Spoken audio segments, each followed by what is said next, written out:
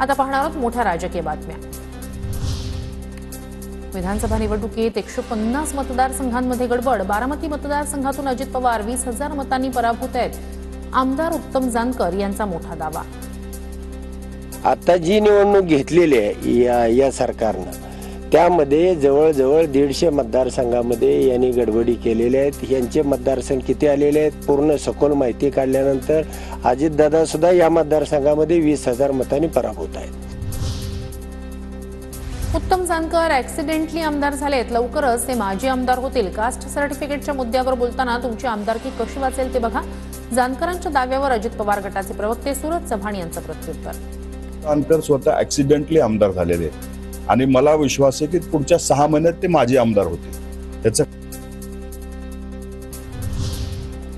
विधानसभा निवडणुकीत अजितदादांचे 12 तर एकनाथ शिंदेंचे 18 आमदार, भाजपचे 77 आणि महायुतीचे अपक्ष धरून 110 फक्त जागा आलेल्या आहेत। जानकर यांचा स्फोटक दावा, लोकमत नसलेलं सरकार 4 महिन्यात जमीनदोस्त झालेलं दिसेल अशी व्यूहरचना आखल्याचाही दावा। उत्तम जानकरांचं वक्तव्य अपरिपक्व, विरोधकांचा रडीचा डाव सुरू। भाजप नेते प्रवीण दरेकर यांची टीका, उत्तम जानकर कशाच्या आधारावर बोलतायत त्यांनी स्पष्ट करावं असाही सवाल।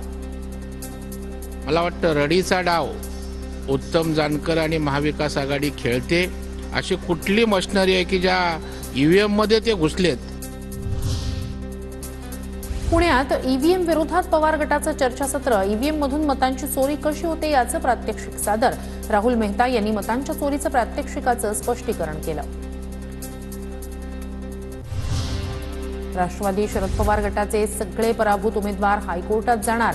6 तारखेच्या आधी सगळे प्रतिज्ञापत्र दाखल करणार। निवडणूक आयोगाचे नियम पाळले न गेल्यानं हायकोर्टात याचिका दाखल करणार।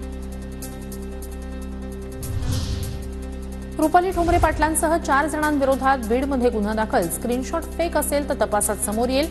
बीडमध्ये जाऊन आव्हाडांचा बुरखा कायदेशीररित्या फाडणार। रुपाली पाटील आक्रमक।